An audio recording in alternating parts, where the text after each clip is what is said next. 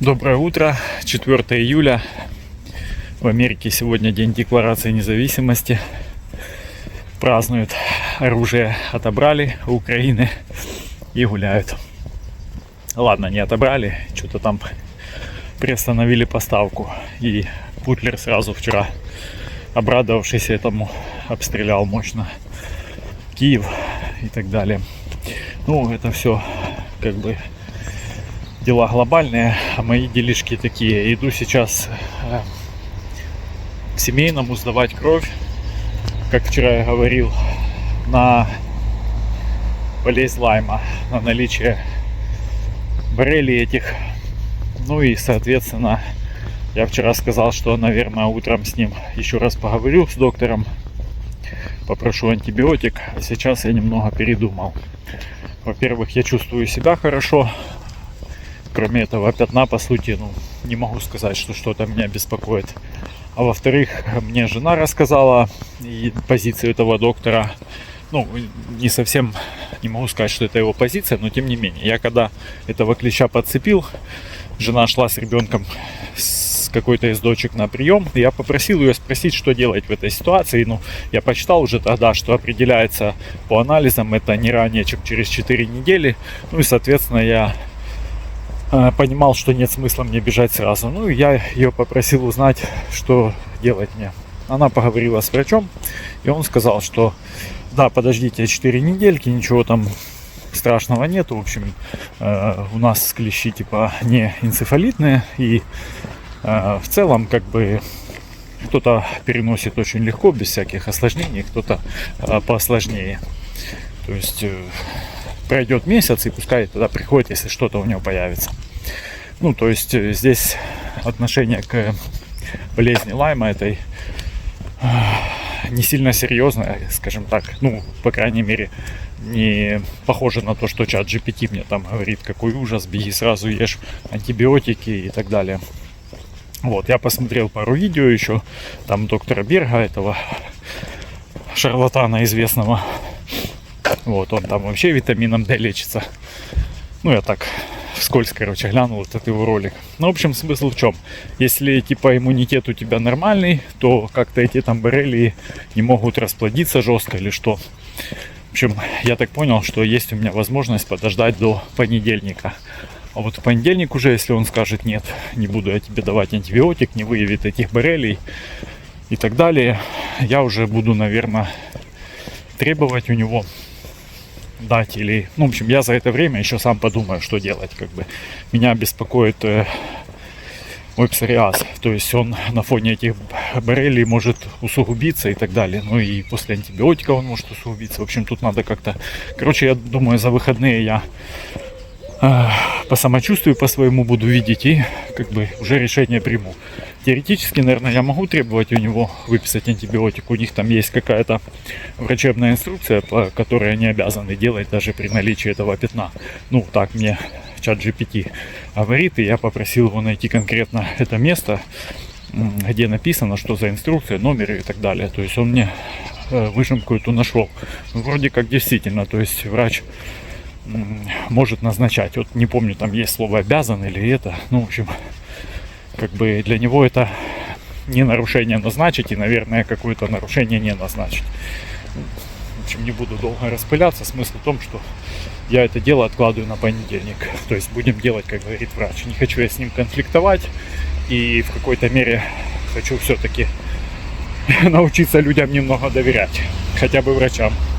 И все же не бокопоры. Этот вроде пока выглядел всегда адекватным. Поэтому не буду умничать. Тем более чат GPT был замечен в накручивании, скажем так, ситуаций. Поэтому как-нибудь расскажу, может, днем на прогулке. Там была у нас с ним недавно такая история, когда он кипиш поднял, а по факту, может, и не стоило. Я кровь сдал, на курсы пришел, но малость рановато. Вон еще там дверь закрыта. Буду ждать на балкончике. Не перестаю поражаться, как много крови они берут. Выкачивают, на кровяную колбасу огромный шприц для любого анализа. У меня есть смутное подозрение, что они там что-то с этой кровью мутят. То есть излишки куда-то сдают. или пьют вампиры. Да, ну в общем, так план я свой и оставил в действии. Не буду кипиш поднимать до самого понедельника. В понедельник у меня термин там ближе к 5 часам вечера. И в 8 утра я еще с врачом, кстати, увижусь, поведу малую на анализы. А, нет, там, наверное, у нее тоже кровь. Врача я, наверное, не увижу. Ну, не суть. Короче, в понедельник к вечеру только я буду знать, дают мне антибиотики или нет. Ну и, соответственно, за выходные разузнаю больше информации, что с этим мне делать. Это та крыша, на которой немцы в кавычках работают в жару, что я пару дней назад снимал. Сейчас прохожу мимо, посмотрел, насколько все оно так классно здесь у них организовано. Весь дом в лесах, плиточка завезена, стоит, ждет установки, ну или как эта фигня называется, которую на крышу ложат, типа черепица. Такой у них тут кранчик небольшой стоит. В общем, все продумано. Там где-то обычно туалет должен быть. Может, на той стороне. Ладно. Короче, организация точно немецкая. Руки только не немецкие, рабочие. Я пошел гулять после обеда. Сейчас проведаю дочку свою старшую с подружкой, это ее, с которой они рисовать пошли наконец-то. Посмотрю на их успехи. И потопаю в лес. Кличам привет передавать. Короче, вот она локация. И вот там вот под деревцем сидят детвора, рисуют. Но я не буду их снимать, они явно не обрадуются. Но пойду посмотрю, что они там намалевали. Блин, вид, конечно, здесь шикарный. Но это просто фантастика. Облака такие. Так, посмотрел я на художество. В общем, моя малая рисует на большом таком, типа как ватмане. А эта девочка, подружка ее, рисует в, как это правильно, скетчбук, ну что-то типа в блокнотике таком небольшом. Ну, она в чуть другом стиле.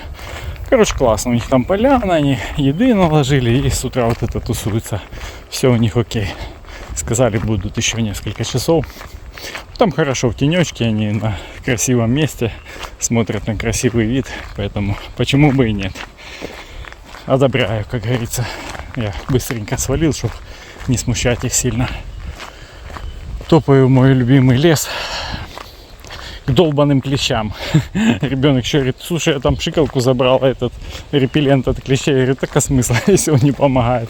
Ну, они-то от комаров пшикались, там каких-то, тоже их там нету, по-моему. Поэтому у нас какой-то репеллент то ли просроченный. Ну, вроде он по датам нормальный, но я же говорю, что клещи все равно садились. Нимфы, вернее, маленькие. Так, а тут покосили, по-моему, была трава раньше. В общем, каждый день идешь, что-то новое. Уже и пшеница желтая, и косят. Блин, ну небо, а? Это ж просто невероятно. Красота. Так, я погулял на сегодня. Прошел 10 километров за пару часов. Сижу сейчас, думаю, финализирую мысли по поводу общения с GPT-шкой на прогулке.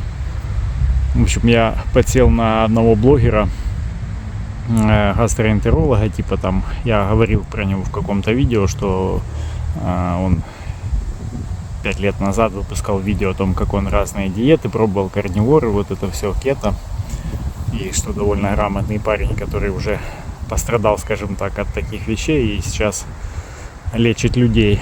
Вот. И мне его подход в целом нравится, позиция его.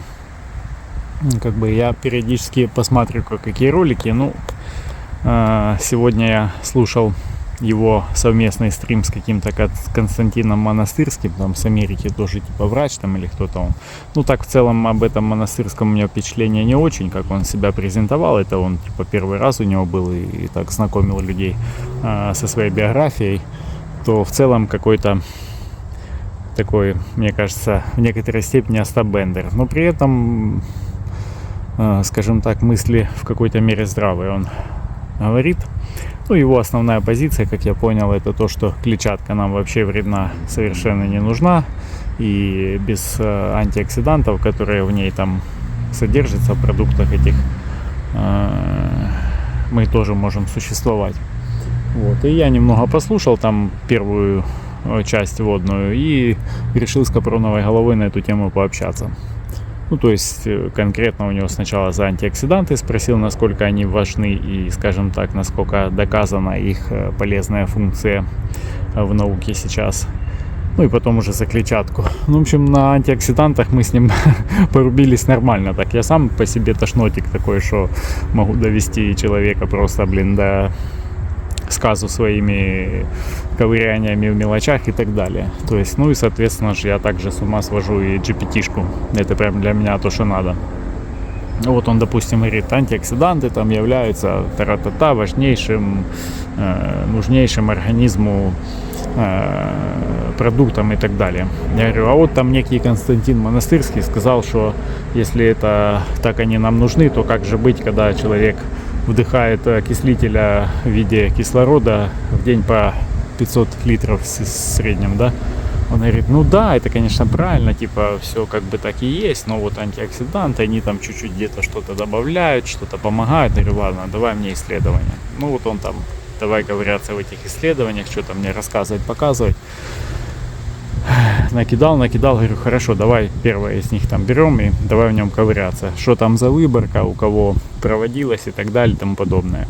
Он там давай дает, говорю, ничего не замечаешь, оцени его критически. Он, ну, и он сам же те доводы, которые мне дает, он сам их критически разбирает. Ну вот выборка мала и там, скажем, еще какие-то нюансы. Ну, в общем, туда-сюда. В итоге мы с ним договариваемся до того, что антиоксиданты, конечно, нужны, важны, но в целом ешь там какую-то фрукту и зашибись. Дополнительно их там покупать или гнаться за их количеством не стоит. Ну и потом взялись уже за клетчатку. И в принципе то, что этот Монастырский говорит, я так понимаю, я еще не полностью знаком с его, значит, теорией этого функционального питания, но я так понимаю, что, наверное, оно там все базируется на индивидуальных каких-то нюансах каждого человека. И тогда, конечно, это в целом очень здраво. Но, тем не менее, как бы мы с Капронкой, проанализировав эти все его высказывания, которые я услышал, там, которые меня,